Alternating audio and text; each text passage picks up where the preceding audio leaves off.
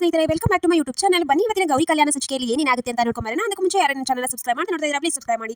ಇಂದಿನ ಸಂಚಿಕೆಯಲ್ಲಿ ಕಾಂತ ಹಾಗೆ ಮೋನಿಕಾ ಇಬ್ರು ವಿವೇಕ್ನ ಇಂಪ್ರೆಸ್ ಮಾಡಬೇಕು ಅಂತ ದೇವಸ್ಥಾನಕ್ಕೆ ಹೋಗಿರ್ತಾರೆ. ಅದೇನು ಆಗಲಿಲ್ಲ ಅಂತ ಬಂದು ಬೇಜಾರಿಂದ ಮನೆಯಲ್ಲಿ ಹೇಳ್ತಿರ್ತಾರೆ. ಅದೆಲ್ಲ ಯಾಕೆ ಇಷ್ಟೊಂದು ಏನೇ ಹಚ್ಚೋದು ಬೇಡ ಅಂತ ಅವರಪ್ಪ ಹೇಳ್ತಿರ್ತಾರೆ. ಆಮೇಲೆ ಈತ ದೇವಸ್ಥಾನದಲ್ಲಿ ಗೌರಿ ಹಾಗೆ ವಿವೇಕ್ ಇಬ್ರು ಎದುರು ಬದಲಾಗಿರ್ತಾರೆ.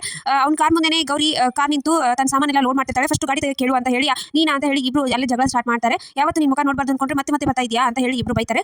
ನಿಂತ್ಕೊಂಡು ಲೋಡ್ ಮುಗಿಯೋವರೆಗೂ ವೇಟ್ ಮಾಡಿ ಆಮೇಲೆ ಹೋಗು ಅಂತ ಹೇಳಿ ಅಲ್ಲಿಂದ ಗೌರಿ ಹೋಗ್ಬಿಡ್ತಾಳೆ. ಈತ ದೀನಬಂಧ್ ಫ್ಯಾಮಿಲಿಯಲ್ಲಿ ನೀನು ವಿವೇಕ್ ಆಫಿಷಿಯಲಿ ಸೆಟ್ ಆದಿನ ಪರ್ಸನಲ್ಗೆ ಒಂದು ಪಾರ್ಟಿ ಅರೇಂಜ್ ಮಾಡೋಣ, ಅಲ್ಲಿ ಹುಡುಗಿ ಎಲ್ಲರನ್ನು ಕರ್ಸೋಣ, ಅದರಲ್ಲಿ ಹುಡುಗಿ ಅವ್ನಿಗೆ ಯಾವ್ದು ಬೇಕು ಸೆಲೆಕ್ಟ್ ಮಾಡ್ಕೊಳ್ಳಿ, ಆ ಥರ ಪಾರ್ಟಿ ಮಾಡೋಣ ಅಂತ ಹೇಳ್ತಾನೆ. ಸರಿ ಆಯ್ತು, ಅದರ ಅಷ್ಟರಲ್ಲಿ ವಿವೇಕ್ ಬರ್ತಾನೆ. ಈ ಜವಾಬ್ದಾರಿ ಎಲ್ಲ ನಿಂದೆ ವಿವೇಕ್ ಅಂತ ಹೇಳ್ತಾನೆ. ಅಷ್ಟೇ ನಾನು ರೆಡಿ ಮಾಡ್ತೀನಿ ಅಂತ ವಿವೇಕ್ ಕೂಡ ಹೇಳ್ತಾನೆ.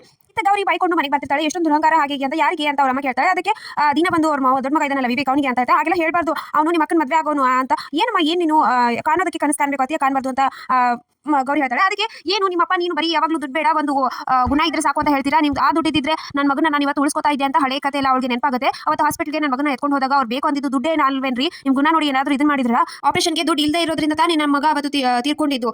ಅಷ್ಟೊಂದು ಅವಾಗಲೇ ಗೊತ್ತಾಯ್ತು ದುಡ್ಡಿದ್ರೆ ಎಲ್ಲ ದುಡ್ಡೇ ದೊಡ್ಡಪ್ಪ ಅಂತ ಹೇಳಿ. ದೊಡ್ಡ ಮಗಳು ಮಾಡೆಲ್ ಆಗಬೇಕು ಅಂತ ಹೇಳಿ ಅವಳ ಕನಸು ಅಲ್ಲೇ ಕೆಟ್ಟೋಯ್ತು. ಇನ್ನು ಚಿಕ್ಕವಳು ಡೆಲಿವರಿ ಗರ್ಲ್ ಆಗಿ ಕೆಲಸ ಮಾಡ್ತಾ ತಾನು ಓದೋದನ್ನೇ ಅದ ನಿಲ್ಲಿಸಿದ್ಲು. ಇನ್ನು ಗೌರಿ ಎಲ್ಲ ಕಲೆನೂ ಗೊತ್ತು, ಅದ್ ಮನೆ ಜವಾಬ್ದಾರಿ ಎಲ್ಲ ತನ್ನ ಮೇಲೆ ಹಾಕೊಂಡು ಸಂಕಟ ಪಡ್ತಾ ಇದ್ದಾಳೆ. ದುಡ್ಡಿದ್ರೆ ಇದೆಲ್ಲ ಯಾಕಾಗ್ತಿತ್ತು ರೀ ಅಂತ ಪ್ರಶ್ನೆ ಮಾಡ್ತಿರ್ತಾಳೆ. ಆಮೇಲೆ ಈತ ಚಂಚಲಾಗಿ ಅವ್ರ ಮಗ ಮಾತಾಡ್ತಿರ್ತಾರೆ. ನಾಳೆ ನಡೆಯೋ ಫಂಕ್ಷನ್ ಅಲ್ಲಿ ನಮ್ಮ ಕಡೆನೇ ಹುಡುಗಿ ಆಗಿರಬೇಕು, ನಮ್ಮ ಮಾತು ಕೇಳಿದ್ರೇನೆ ನಾವು ಮುಂದೆ ಜಾಸ್ತಿನೆಲ್ಲ ನಮ್ದಾಗಿಸ್ಕೊಳ್ಳೋದು ಅಂತ ಮಾತಾಡ್ತಿರ್ತಾರೆ.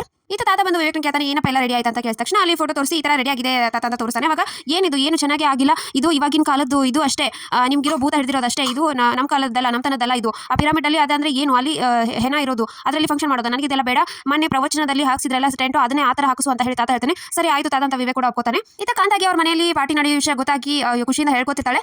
ಹೇಗಾದ್ರೂ ಮಾಡಿ ನಾಳೆ ಒಂದು ಟಿಕೆಟ್ ಕೊಡಿಸ್ರಿ, ಟಿಕೆಟ್ ಇದ್ದವ್ರಿಗೆ ಅಂತ ಒಳಗಡೆ ಅವಕಾಶ, ನಾನು ಮೋನಿಕಾ ಹೋಗಿ ಬರ್ತೀವಿ ಅಂತ ಹೇಳ್ತಾನೆ. ಆಗ ನನ್ನ ಕಡೆ ಯಾರು ಇದ್ದಿಲ್ಲ ಅಂತ ಹೇಳ್ತಾನೆ. ಅಷ್ಟರಲ್ಲಿ ಗೌರಿ ಕೇಳಕ್ ಹೋಗ್ತಾಳೆ. ಗೌರಿ ಹೇಗಾದ್ರೂ ಮಾಡಿ ಇದನ್ನ ಮಾಡಿ ಪರಿಚಯ ಇದ್ದವರು, ಇಲ್ಲ ಆಗೋದಿಲ್ಲ ಟ್ರೈ ಮಾಡ್ತೀನಿ ಅಂತ ಹೇಳು ಅಂತ ಒಪ್ಪಿಸ್ತಾಳೆ. ಸರಿ ಆಯ್ತು ಅಂತ ಗೌರಿ ಕೂಡ ಹೋಗ್ತಾಳೆ. ಆಮೇಲೆ ಈತ ವಿವೇಕ್ ಆಗಿ ಅವ್ರ ತಮ್ಮ ದೇವಸ್ಥಾನದಲ್ಲಿ ಟೆಂಟ್ ಹಾಕಿರೋ ಅಡ್ರೆಸ್ ನ ಪೂಜಾರಿ ಹತ್ರ ತಿಳ್ಕೊಂಡು ಹುಡ್ಕೊಂಡು ಬರ್ತಾರೆ. ಹುಡ್ಕೊಂಡು ಮಾರ್ಕೆಟಿಗೆ ಬರ್ತಾರೆ. ನೀನೊಂದು ಕಡೆ ಹೋಗು ನಾನೊಂದು ಕಡೆ ಹೋಗ್ತೀನಿ, ಈ ತರ ಆದ್ರೆ ಆಗಲ್ಲ ಅಂತ ಹೇಳಿ ಇಬ್ರು ಹುಡ್ಕೊಂಡು ಬರ್ತಾರೆ. ಅಷ್ಟರಲ್ಲಿ ಈತ ಗೌರಿ ಚಿತ್ರ ಬಿಡಿಸ್ತಿರ್ತಾಳೆ. ಅದನ್ನ ಹಿಂದ್ಗಡೆಯಿಂದ ವಿವೇಕ್ ತಮ್ಮ ಬಂದು ತುಂಬಾ ಚೆನ್ನಾಗಿದೆ ಅಂತ ಹೇಳ್ತಾನೆ. ನಿಮಗೆ ಕಲೆನ ಗೌರವಿಸೋದು ಗೊತ್ತು ಅಂತ ಹೇಳ್ತಾನೆ. ನಿಮಗೂ ಕಲೆ ಬಗ್ಗೆ ಗೊತ್ತಲ್ಲ ಅಂತ ಇಬ್ರು ಮಾತಾಡ್ತಾರೆ. ಸರಿ ಆಯ್ತು ಏನು ಅಂತ ಕೇಳೋ ಅಷ್ಟರಲ್ಲಿ ಹಿಂದೆ ವಿವೇಕ್ ಕೂಡ ಬರ್ತಾರೆ.